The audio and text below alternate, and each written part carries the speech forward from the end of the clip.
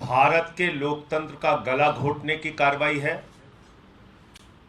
वो अध्यादेश इस देश के संघीय ढांचे को समाप्त करने की कार्रवाई है। वो अध्यादेश बाबा साहब डॉक्टर भीमराव अंबेडकर के द्वारा लिखे गए संविधान को खत्म करने की कार्रवाई है और सबसे बढ़कर भारत के सर्वोच्च न्यायालय के 5 जजों के फैसले को पलटने की कार्रवाई है। इससे स्पष्ट हो गया कि भारतीय जनता पार्टी और नरेंद्र मोदी जी ना तो देश का संविधान मानते हैं, ना भारत का लोकतंत्र मानते हैं, ना देश के संघीय ढांचे में उनका कोई यकीन है और ना ही भारत के सर्वोच्च न्यायालय को मानते हैं। फिर बचा क्या? कौन सी संस्था बची इस देश के अंदर? इसका मतलब देश में तानाशाही का शासन है। तुगलकी फरमान से कोई भी आदेश बदला जा सकता है, कोई भी आदेश दिया जा सकता है।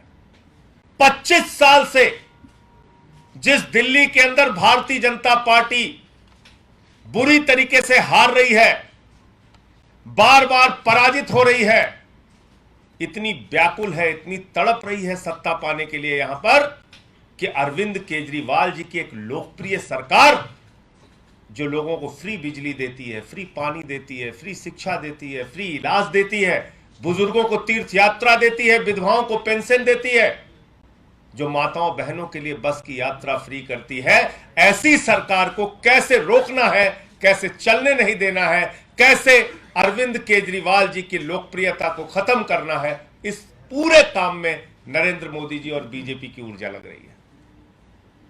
और ये जो अध्यादेश है अलोकतांत्रिक, असंवैधानिक, भारत के संघीय ढांचे को खत्म करने वाला, इसके लिए दिल्ली के मुख्यमंत्री और पार्टी के राष्ट्रीय अध्यक्ष अरविंद केजरीवाल जी ने कहा है कि वो देश के सभी विपक्षी नेताओं से मुलाकात करेंगे, सारे राजनीतिक दलों से मुलाकात करेंगे और जब ये काला कानून राज्यसभा के अंदर आएगा, जहां पर बीजेपी का बहुमत नहीं है, वहां सारी विपक्षी पार्टियों को मिलाकर इस बिल को वहां पर गिराने के लिए सबको एकजुट करने का प्रयास करेंगे। और इसी क्रम में मुख्यमंत्री अरविंद केजरीवाल जी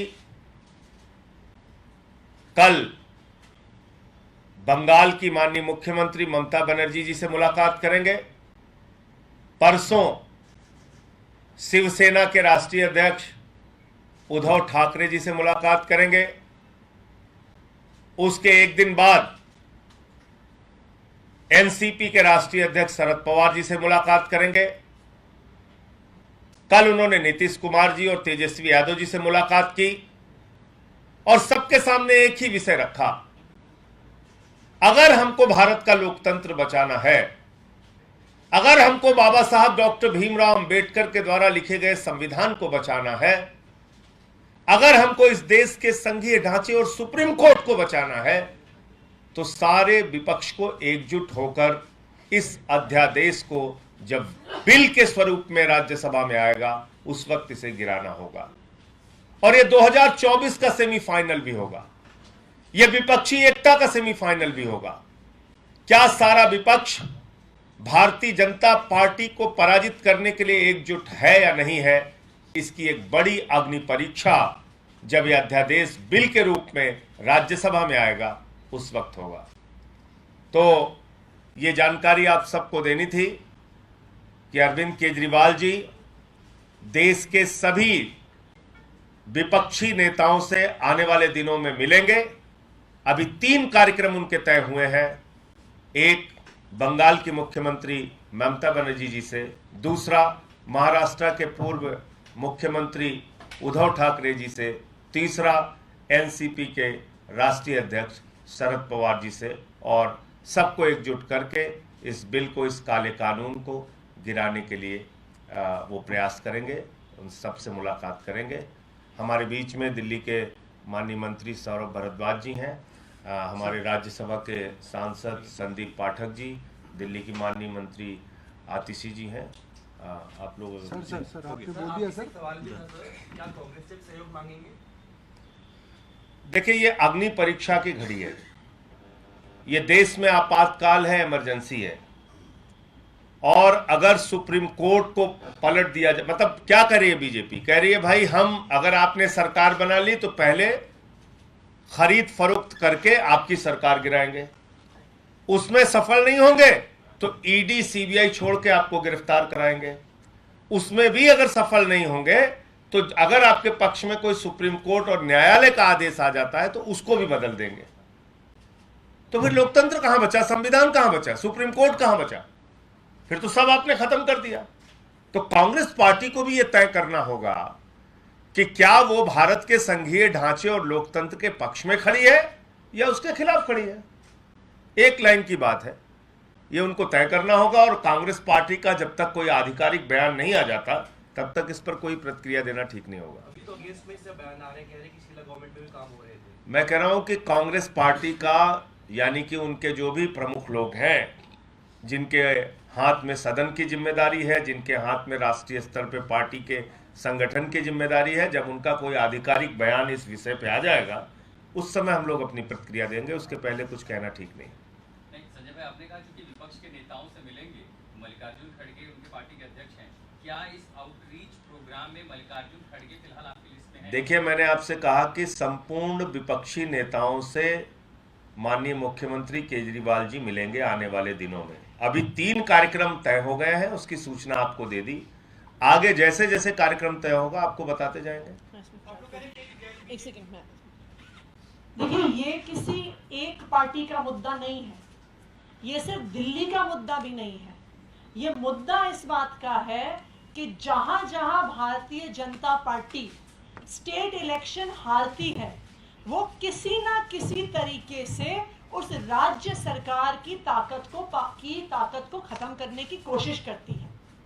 चाहे वो विधायकों की खरीद फरोख्त से हो, चाहे ईडी सीबीआई छोड़ने से हो, नहीं तो गवर्नर के ऑफिस का, लेफ्टिनेंट गवर्नर के ऑफिस का मिसयूज करके हो, या ऐसा अनकॉन्स्टिट्यूशनल ऑर्डिनेंस लाके हो जो इस देश के डेमोक्रेटिक फेडरल स्ट्रक्चर को अंडरमाइन कर देता है। अगर केंद्र सरकार एक चुनी हुई सरकार की एक संविधान द्वारा दी गई ताकत को वापस लेने की कोशिश कर सकती है तो दिल्ली तो शुरुआत है, इसके बाद ये किसी भी राज्य में हो सकता है। और हम ये देख भी रहे हैं, जो प्रयोग भारतीय जनता पार्टी ने दिल्ली में लेफ्टिनेंट गवर्नर के साथ किया, वही प्रयोग वो फुल स्टेट्स में गवर्नर्स के साथ भी कर रहे हैं। जहां जहां पर, जिस राज्य में भारतीय जनता पार्टी की सरकार नहीं है, चाहे वहां पे कांग्रेस की सरकार हो, आम आदमी पार्टी की सरकार हो, टीएमसी की सरकार हो, वहां पे गवर्नर्स को इस्तेमाल करके चुनी हुई सरकारों की ताकत छीनने की कोशिश करी जा रही है। तो ये तो देश की हर नॉन बीजेपी पावर पार्टी को, हर रीजनल पार्टी को समझना होगा कि ये प्रहार आम आदमी पार्टी पे नहीं है, ये प्रहार दिल्ली सरकार पे नहीं है, ये प्रहार लोकतंत्र पे है, ये प्रहार इस देश के संघीय ढांचे पर है, और ये प्रहार देश से भारतीय जनता पार्टी के अलावा हर पार्टी को खत्म करने का एक पहला कदम है, जिसके लिए सबको साथ आना पड़ेगा, वरना देश में संविधान नहीं बचेगा, देश में लोकतंत्र नहीं बचेगा। कई गैर भाजपा दल हैं जो भले एनडीए में न हो लेकिन बीजेपी के साथ दिखते हैं, चाहे बीजू जनता दल हो या वाईएसआरसीपी हो या बीएसपी हो, क्या उन लोगों से भी आप लोग संपर्क करेंगे? मायावती, मैंने आपको कहा कि अभी 3 नेताओं से मुलाकात का कार्यक्रम तय हुआ है। जैसे जैसे जिन जिन नेताओं से मुलाकात का कार्यक्रम तय होगा उसकी सूचना आपको दी जाएगी। सर, आज सत्येंद्र जैन जी को अस्पताल ले जाने की नौबत आई है, उनकी हालत बहुत खराब बताई जा रही है, उनका वेट भी काफी कम हो गया, सीएम ने भी उस पर चिंता जताई है, इसको लेके आप क्या? देखिए, वो तस्वीर मैंने देखी, आप लोगों ने भी देखी होगी। ये वही शख्स है सत्येंद्र जैन जिनको कोरोना के समय में खुद वो कोरोना संक्रमित हो गए थे और जिंदगी मौत से लड़के निकले थे। उनके लिए लोग दुआएं कर रहे थे कि उनकी ज़िंदगी बच जाए, और जो बच के निकले तो वो दिल्ली के लोगों के लिए काम कर रहे थे, उनकी सेवा कर रहे थे। ये वही सत्येंद्र जैन है जिनके पिता की मृत्यु हो गई कोरोना के दौरान, और पिता की मृत्यु के 2 दिन के बाद वो फील्ड में थे, लोगों की सेवा कर रहे थे। आज बीजेपी के लोग जश्न मना सकते हैं, तालियां पीट सकते हैं, खुशहाली मना सकते हैं, खुश हों, अच्छी बात है, लेकिन ये अत्याचार की पराकाष्ठा है, प्रताड़ना की पराकाष्ठा है। एक व्यक्ति जो आध्यात्मिक सोच का है, जो कहता है कि जब तक मंदिर में पूजा नहीं कर लूंगा तब तक खाना नहीं खाऊंगा, 1 साल से उसने एक अन्न का दाना ग्रहण नहीं किया है। 37 किलो उस व्यक्ति का वजन कम हो गया है। भारतीय जनता पार्टी ऐसे अगर प्रताड़ित करके मारना चाहती है हम लोगों को, तो मैंने मोदी जी के सामने पहले भी प्रस्ताव रखा था, आप लोगों के माध्यम से फिर से कह रहा हूं, केजरीवाल से अगर इतनी नफरत है, आम आदमी पार्टी से अगर इतनी ज्यादा नफरत है, तो ऐसी प्रताड़ित मत करो। हम लोगों को किसी चौराहे पे खड़े करके गोली मार दो, शर्म आनी चाहिए। एक ऐसा व्यक्ति जिसने मोहल्ला क्लिनिक का मॉडल दिया जो पूरी दुनिया में आज प्रसिद्ध है, एक ऐसा व्यक्ति जो कोरोना के समय में अपनी जिंदगी की परवाह किए बगैर दिल्ली वालों की सेवा कर रहा था, आप ऐसे आदमी को खुश हो रहे हो, जश्न मना रहे हो, ताली पीट रहे हो, हाँ देखो इसका वजन कम हो गया है, तो ये तो बिल्कुल मरणासन्न हो गया है, ये तो बेचारा एकदम ऐसे खड़े भी नहीं हो पा रहा है। तो ठीक है, वक्त है, समय है, हम लोग भी झेल रहे हैं, बर्दाश्त कर रहे हैं। बाकी मोदी जी से मैं इतना ही कहना चाहता हूं कि मोदी जी, क्रूरता की भी पराकाष्ठा होती है, इतनी क्रूरता मत करो, ये अच्छी बात नहीं है।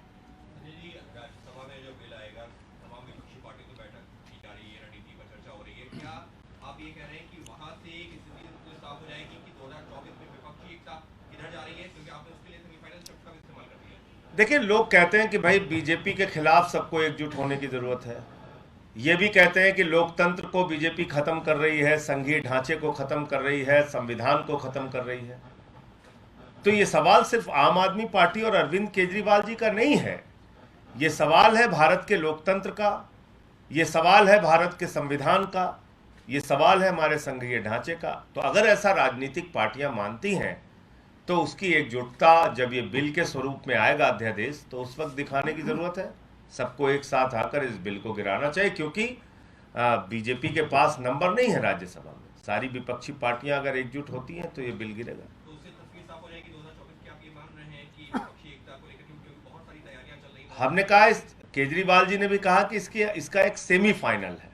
सेमीफाइनल का मतलब एक तस्वीर सामने आएगी जहां पे विपक्षी एकजुटता पूरे देश को दिखेगी। सर, क्या कांग्रेस इसीलिए रिलक्टेंट दिख रही है कि उनको कहीं न कहीं ये दिख रहा है कि सेमीफाइनल को लीड अरविंद केजरीवाल कर रहे हैं? तो कहीं फिर ये सवाल अरविंद केजरीवाल का नहीं है। भारत के सर्वोच्च न्यायालय के 5 जजों ने 5-0 से फैसला दिया, कहीं कोई संशय नहीं इसमें। संविधान पीठ की 5 जजों की 5-0 से जो फैसला दिया गया, उस पर अगर हथौड़ा चलाने का काम मोदी जी कर रहे हैं, तो क्या भारत के सर्वोच्च न्यायालय के अधिकारों को बचाने के लिए हमें एकजुट नहीं होना चाहिए?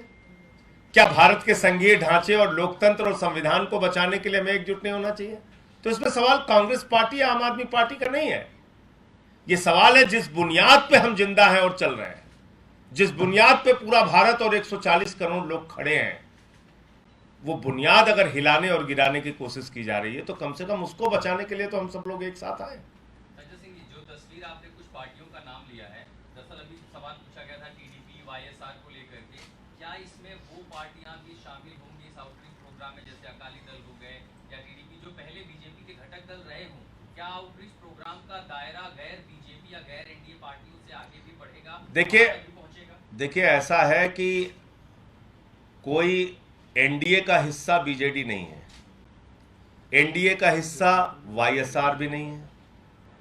तो इसलिए मैं तो ये उम्मीद करता हूं कि आज देश के फेडरल स्ट्रक्चर पे अगर हमला हो रहा है, संघीय ढांचे पे अगर हमला किया जा रहा है, तो उसको बचाने के लिए सब लोग एकजुट हों, क्योंकि ये जो शुरुआत दिल्ली में हुई है, ये आप तक भी पहुंच सकती है। लेकिन जब तक, मैं फिर दोहरा रहा हूं, जब तक किसी पार्टी के नेता से मिलने का कार्यक्रम तय नहीं होता, तब तक अभी कोई जानकारी आपके साथ शेयर करना मुश्किल है। जैसे जैसे लोगों से मिलने का कार्यक्रम तय होगा, आपको बताते जाएंगे। सर एक बड़ा अलग सवाल है, संसद भवन का उद्घाटन होना है, ऐसे में या बोले कि राष्ट्रपति को ही नहीं बुलाया गया है। देखिए, पहले दिन से मैं इस बात को कहता हूं, 97 वर्ष पुरानी एक संस्था है संघ, 97 वर्षों में आज तक उसका प्रमुख कोई दलित और पिछड़ा आदिवासी नहीं बना, 97 वर्षों में।